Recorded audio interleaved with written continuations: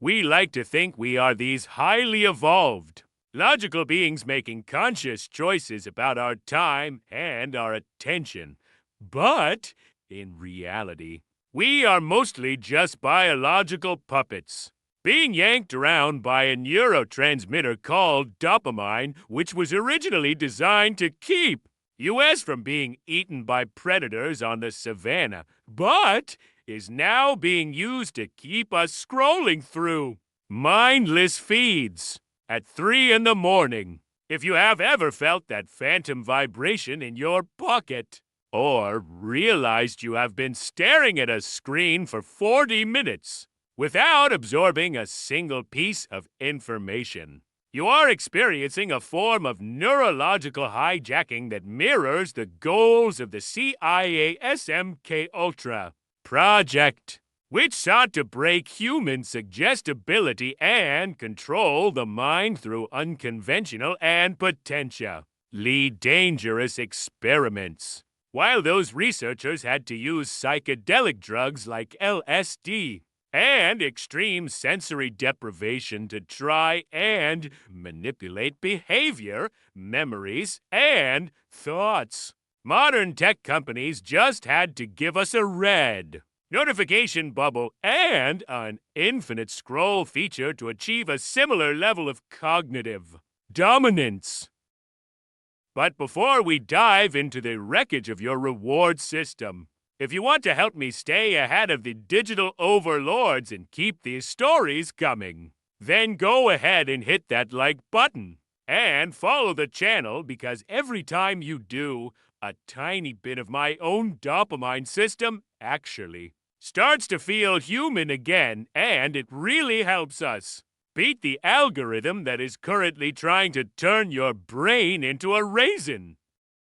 You see, the human brain is a magnificent machine that has been polished by millions of years of evolution. But it is currently trying to run 21st century software on hardware that was basically designed for a world where the most exciting thing that happened all week was finding a particularly large berry bush or successfully avoiding a lethal infection. Our ancestors lived in a world of extreme scarcity where every sign of social connection or a potential reward was a life or death emergency, and because of that, our brains developed a biological alarm system centered in the amygdala, which acts as our emotional smoke detector. Throughout human history, being isolated from the group usually meant you were more likely to starve, get attacked, or simply not survive. So the brain evolved to see social isolation as a real threat to life.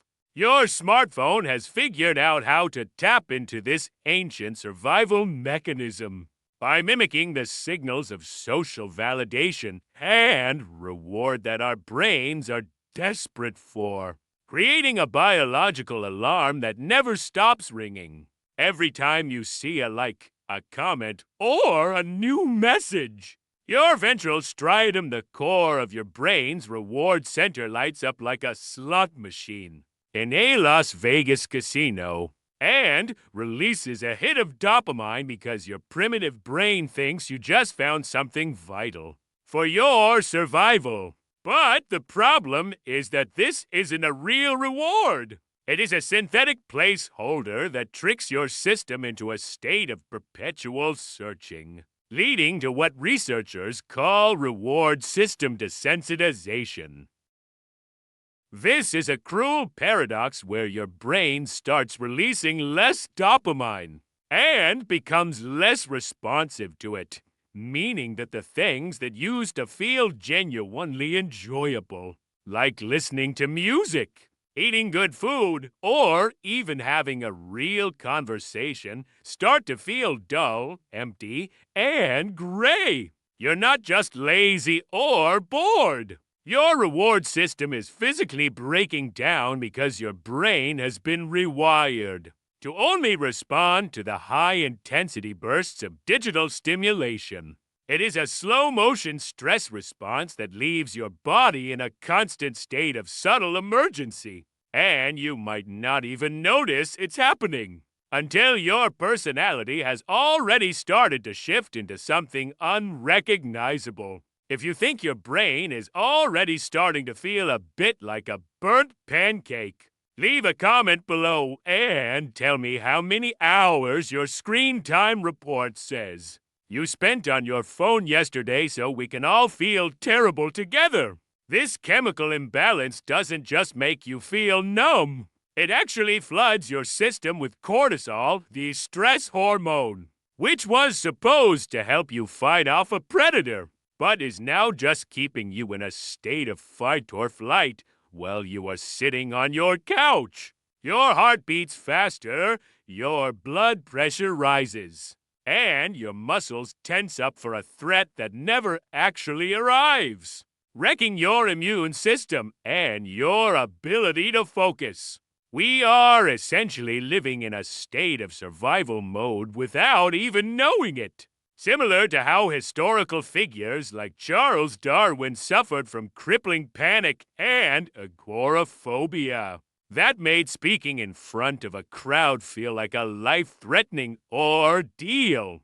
The scariest part of this whole digital experiment is that chronic overstimulation and the isolation it causes can literally shrink parts of your brain. Brain scans show that people who are socially isolated or addicted to these digital feedback loops see a reduction in the volume and connectivity of the hippocampus, the region responsible for memory, emotional regulation, and learning. It is the same kind of structural deterioration we see in cases of deep depression and even early-stage Alzheimer's, which suggests that we are essentially giving ourselves a form of structural brain damage through our devices. Your prefrontal cortex, which helps you plan, make decisions, and regulate your emotions, also takes a major hit, becoming less active and making it harder for you to think clearly or control the negative, ruminative thoughts that keep you up at night. You become like the tragic characters of history who were pushed to their limits. Like the 47 Ronin who spent years plotting a single act of vengeance. Or the explorers who survived 133 days adrift at sea, only instead of fighting for honor or life. We are fighting to get off an app. We are living through the greatest uncontrolled psychological experiment in human history. And it makes the ancient medical practices of the Greeks look almost reasonable by comparison. Back then, doctors like Hippocrates believed the body was a bag of fluids, and they would actually taste your earwax, mucus, or urine to see if your humors were in balance. It sounds disgusting, but at least they weren't trying to systematically rewire the cognitive architecture of the entire human species in less than 20 years. We have become like the cyborg kittens the CIA tried to build for espionage in the 1960s, where they stuffed a live cat with microphones and antennas only for it to be immediately hit by a taxi because the world is too unpredictable for a programmed machine. We have been modded for connectivity and productivity, but like the acoustic kitty, we are being crushed by the very environment we were modified to inhabit.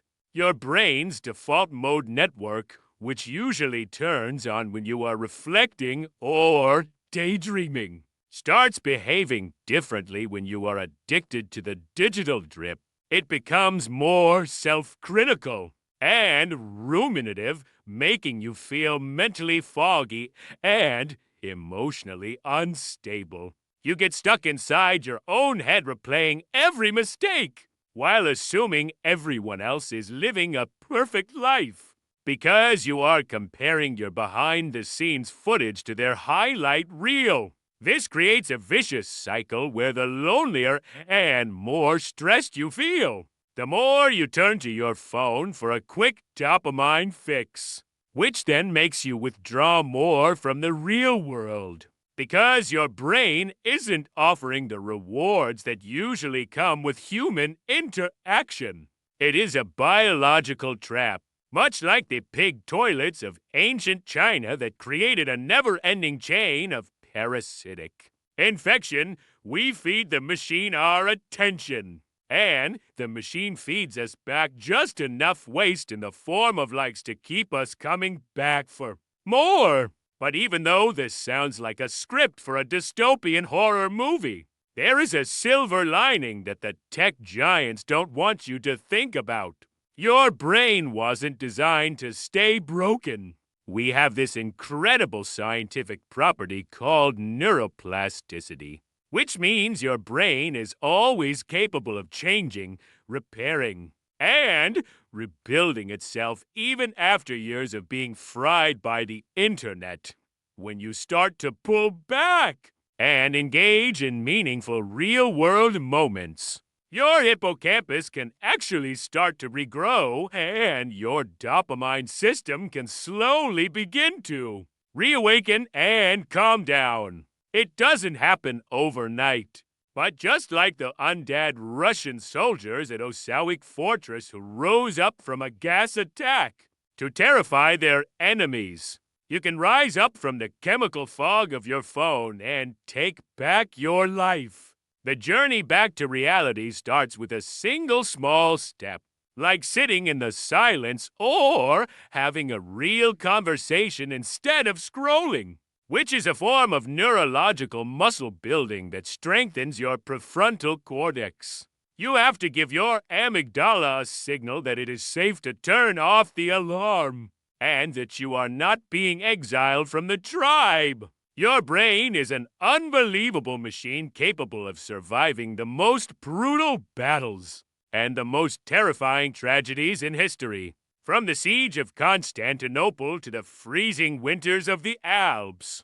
And it is currently waiting for you to return to the physical world. It will thank you quietly but powerfully if you just give it the chance to heal. So let's decide right now that our peace of mind is worth more than any stream of irrelevant information. If you found this deep dive into your own mental chaos interesting, don't forget to follow and leave a comment, because we are going to keep exploring the disturbing mess inside our heads until we find the exit. Think of your attention as the ultimate territory, much like the lands fought over by the greatest empires. From the Romans at the Battle of Cannae to the Mongols under Genghis Khan. These leaders were obsessed with expansion and control, willing to use any tactic, no matter how brutal, to reach their goals. Your phone is doing the same thing, using Karish or human shield tactics. Except it's using your own biological instincts as the shield against your rational mind. It hides behind the promise of connection while it pillages your focus and destroys your internal peace. We have to be like the defenders of the Hijacks fortress, who fought to the last man to ensure their enemy never reached the heart of their home. We must defend our prefrontal cortex like it's the last line of defense for our humanity. Every time you resist the urge to check a notification, you are winning a skirmish in this war for your mind.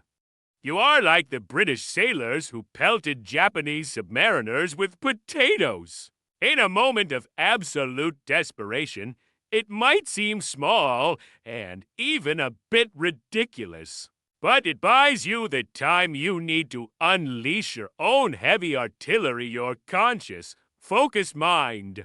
We are the first generation to carry a portable MK Ultra device in our pockets. And we are seeing record levels of what we might call digital dementia, where our memory and motivation are fading, like the forgotten first attempts of history. But we don't have to be victims of a slow motion stress response forever. We can choose to disconnect from the blue light demons and reconnect with the people around us, providing our brains with the oxytocin and genuine connection they actually need to function. History is filled with stories of people who snapped when they were pushed too far. From the lioness of Brittany to the bandit queen of India. Perhaps it's time we snap to not in a way that leads to piracy or massacres, but in a way that leads us to reclaim our dignity from the algorithms that treat us like livestock. We should be as protective of our mental health as the ancient Hawaiians were of their mana, understanding that there are certain things that should never be violated or stolen. Your dopamine is your mana, and you shouldn't let a tech CEO with a God complex steal it from you. We have endured pig toilets, mouse brain toothpaste, and catapulting dead bodies across our history, showing that as a species, we can survive almost any level of disgust or horror. The digital age is just our newest challenge, a disturbing test of our biological resilience. By understanding the science of how our phones rewire our dopamine, we are arming ourselves with the only weapon that really matters, knowledge. So, stop letting your amygdala run your life like a naughty troublemaker and start acting like the sovereign of your own consciousness again. Take a moment after this video ends to just breathe and look at the world without a filter. Write down a thought, say hi to a stranger, or just sit in the sunlight.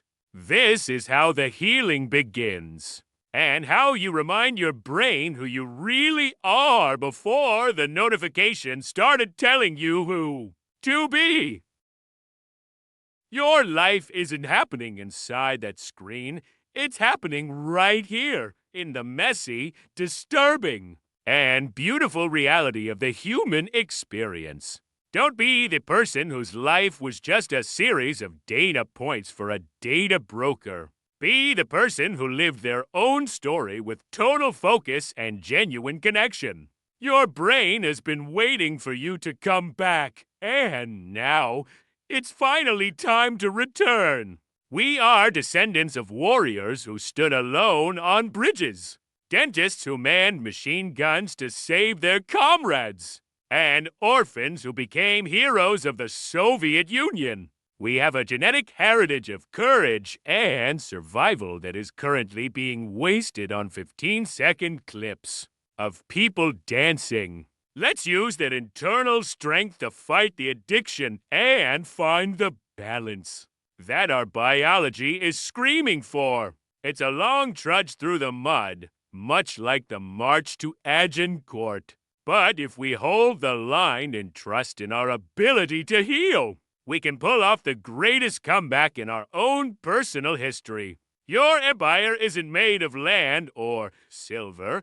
It's made of your attention. And it's time you took back the throne. If you're ready to stop the chemical fallout and reclaim your brain, make sure you like, follow, and comment below. And I'll see you in the next deep dive into the disturbing mess inside our heads.